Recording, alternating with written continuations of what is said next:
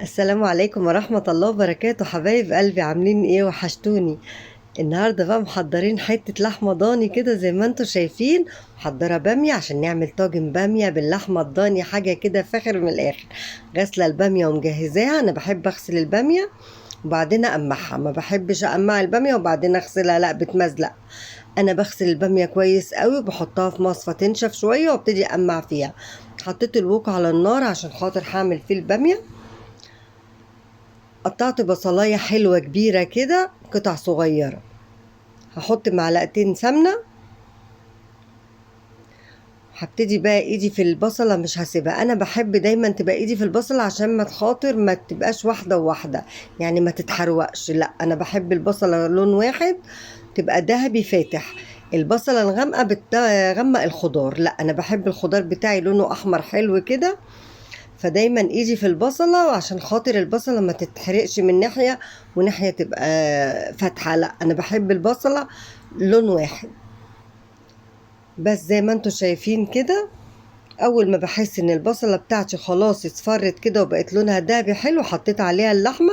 وببتدي بقى احط فلفل اسود على اللحمة وبديها نص كوباية مية، نص كوباية مية لغاية ما تخش في السوا. حطيت الفلفل الاسود وحطيت شوية بهارات لحمة صغيرين.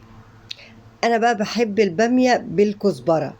انا بحب معلقة كزبرة كده صغيرة مع البامية، بتدي طعم تاني خالص. معلقة التوم وقرن الفلفل السبايسي ده اساسي. يبقى احنا بنحط للبامية فلفل اسود وكزبرة وتوم وفلفل اخضر، هم دول اساس البامية. جربوا بقى كده، والله فعلا بتديها طعم تاني خالص. يعني ما ينفعش تعملي بامية من غير قرن الفلفل السبايسي ده ومعلقة التوم وشوية الكزبرة دول. جربيهم بقى مني كده هتحسي بفرق الطعم. بس هنا حبايبي خلاص قطعت قرنين الفلفل بتوعي ومعلقة التوم. وبحط نص كوباية مية، نص كوباية مية لغاية اللحمة بتاعتي ما تبقى نص سوا. بفضل اقلبها كده زي ما انتوا شايفين. نص كوباية المية دي بحطها عشان خاطر البصل لما تتحروقش مع اللحمة، لا انا عايزاها تستوي. مرضتش اسلق اللحمة، قلت اعملها بطريقة امي الله يرحمها كده، فعلا بتدي اللحمة الطاجن طعم تاني. هنا كنت بخليه بميتين كده عشان خاطر امعهم معاكم. بشيل القمع اللي فوق دوت بالدوران كده زي ما انتوا شايفين، وبشيل الحتة الصغننة اللي تحت كده. البامية خلاص متقمعة. وفعلا اغسلي البامية قبل ما تقمعيها، هتبقى ناشفة معاكي كده ومش ممزلقة. بس هنا بقى هعصر الطماطم بتاعتي واجهزها، واللحمة طبعا على النار بتكمل سواها. هنا كانت خلاص اللحمة دخلت في السوا.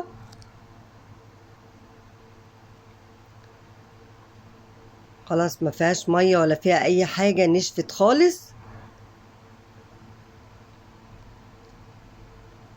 حط بقى الطماطم بتاعتي عشان خاطر تتسبك مع اللحمة وتكمل سواها. اللحمة تكمل سواها في قلب التسبيكة، تبقى طعمها حلو كده. حبة المية بتوع الشفشق دول لازم عشان خاطر اشطف الشفشق.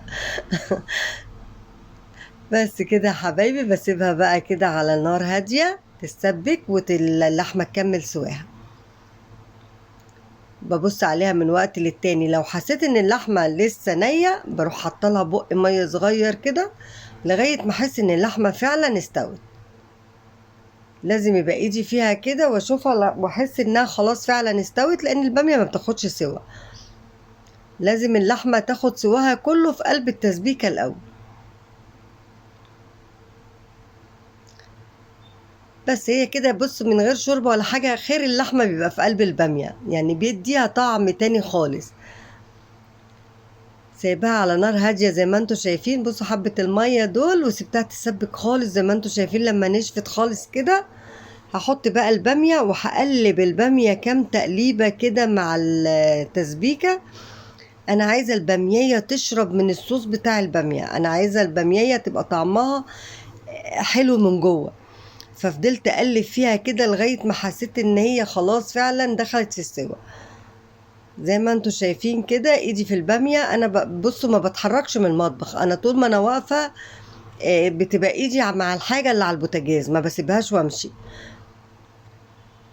هنا خلاص حسيت بقى ان هي خلاص فعلا دخلت في السوا، رحت حاطه لها بقى شويه ميه كده تكمل سواها. اول ما احس ان الباميه خلاص ابتدت كده احس انها فعلا دخلت في السوا، بروح قلبها في الطاجن. بصوا هي الباميه بتتكلم عن نفسها، شايفين منظرها يعني، وهتخرج من الفرن حاجه تانية خالص. هنا بقى كنت بظبط الملح وبظبط، حطيت لها مرق الدجاج. بحب ادوق الحاجه طبعا قبل ما ادخلها الفرن، اشوف ناقصها ملح، ناقصها شويه فلفل اسود، مكعب ماجي. لازم تدوقي الحاجه كده قبل ما تخلصيها.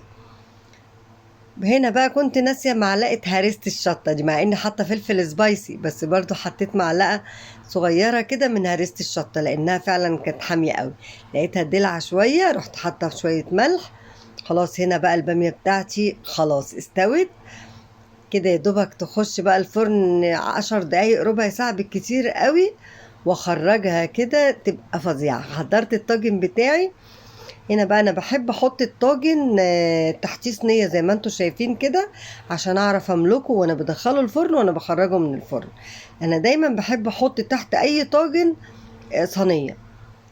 بس هنا البامية بتاعتي كانت خلاص زي ما انتم شايفين بقى كده بتبكبك.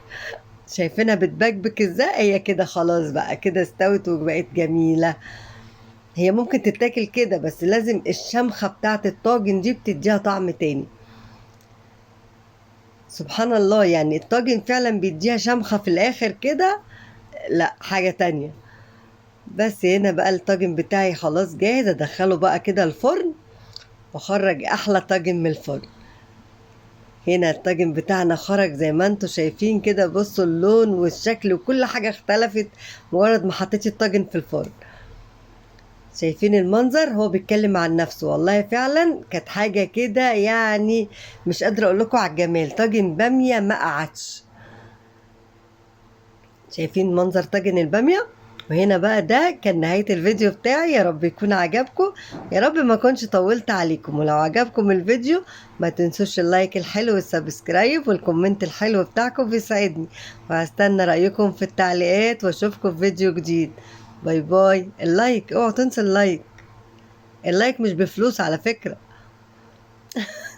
باي باي يا حبايبي، اشوفكم في فيديو جديد. باي باي.